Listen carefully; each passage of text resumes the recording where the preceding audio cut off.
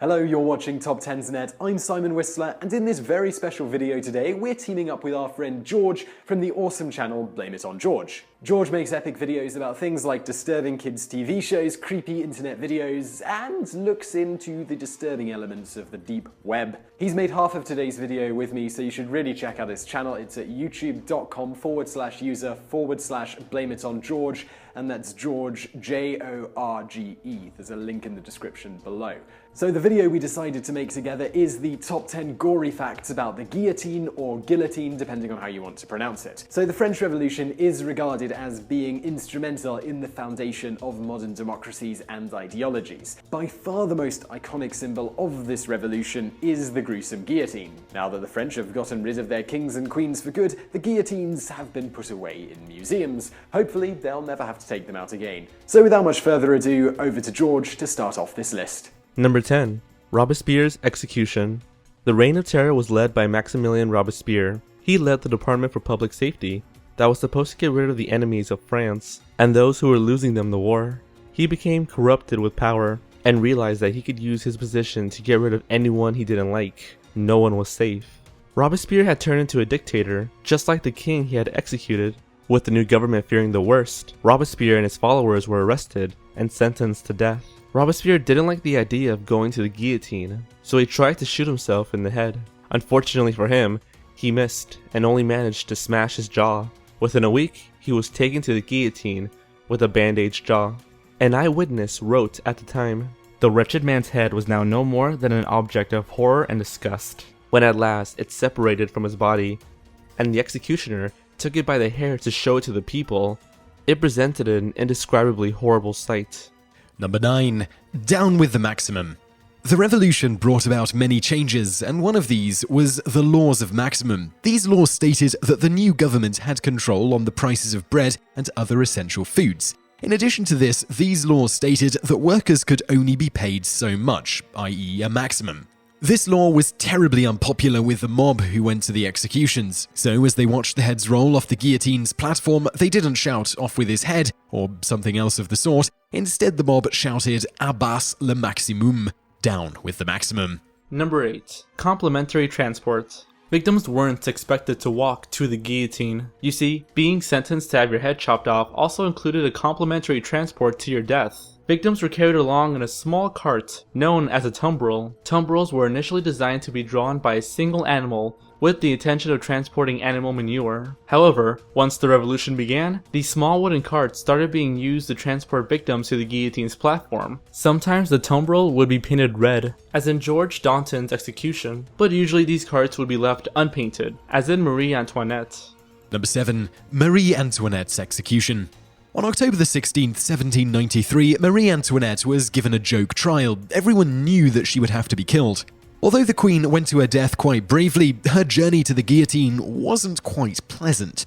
Guards tied her hands, chopped her hair so it wouldn't get in the way of the guillotine, and then chucked her in a tumbril to be led through the streets of Paris. As she stepped on the platform, she trod on the executioner's foot, and the man cried out in pain. The Queen's famous last words were, "Pardon me, sir, I did not mean to do it." As the guillotine was prepared for her death, the executioner removed her white cap that covered her head. Turns out that the reckless haircut the guards had given her had left her almost bald. The mob simply laughed and jeered at her. Once the blade fell, a revolutionary picked up her head and waved it at the cheering crowd.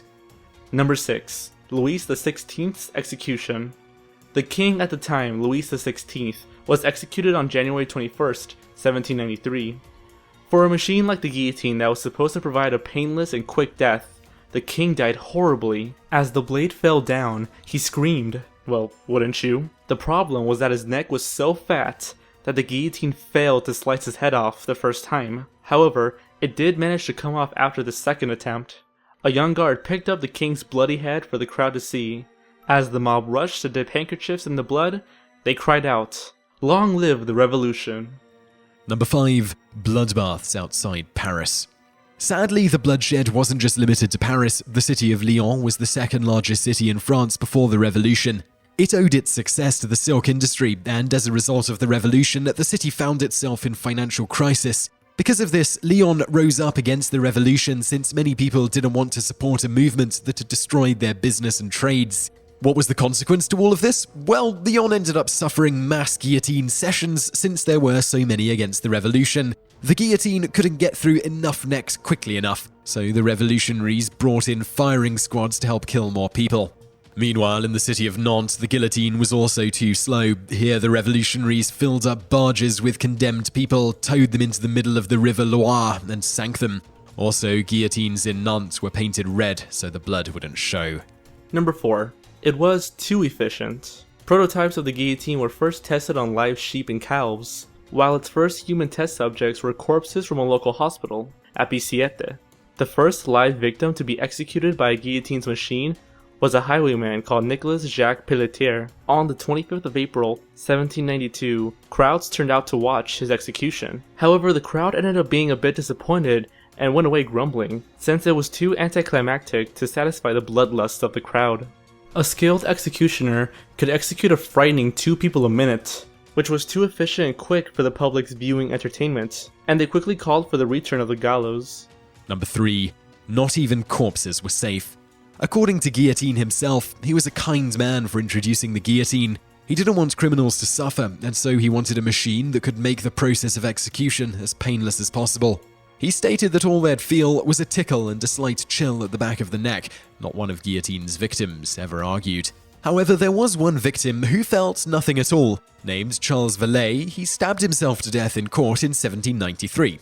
Because of the law that Guillotine had helped to pass, that every person condemned to the death penalty shall have his head severed, the judge ordered that Valet's corpse had to be guillotined anyway.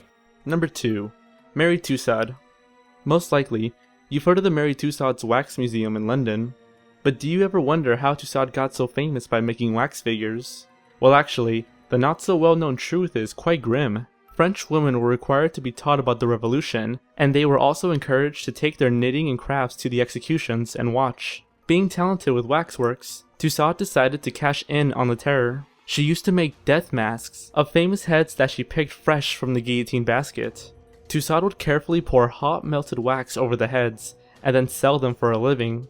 Apparently, her collection of wax heads was so successful that she toured around Britain for over 30 years, before setting up her famous waxworks in London. Number 1. Be careful what you lobby for. As you could probably guess by the surname, Dr. Joseph Ignace Guillotine was a French doctor who invented this efficient killing machine. Actually, that's a lie. Guillotine never invented the notorious machine. It was invented by Dr. Antoine Louis. It was initially known as the Louis Set or Louison. Criminals also referred to it as the Widow. The machine was introduced to France by Guillotine, who was only a lobbyist for it. However, because of Guillotine's speech to end the public torture involved with capital punishment, his name became synonymous with the machine. After Guillotine's death in 1814, his children unsuccessfully tried to disassociate the family name from the machine. Instead, they were allowed to change their name. Guillotine's name stuck to the machine like glue, making this the only method of execution ever named after someone. Think about it: lethal injection, firing squad, hanging electric chair, burning at the stake, poisoning, laying down here while this elephant crushes your skull. None of these brutal execution methods are named after an individual. Mr. Guillotine must feel very special indeed. So I really hope you enjoyed that video, and it was such a pleasure to collaborate with George from Blame It On George with this video. If you liked this video, do click like below and subscribe to George's channel. Instead of our subscribe button on the screen now like usual, the big button on the screen now will take you over to his channel and check out some of his stuff and subscribe because it's really good. And thank you for watching.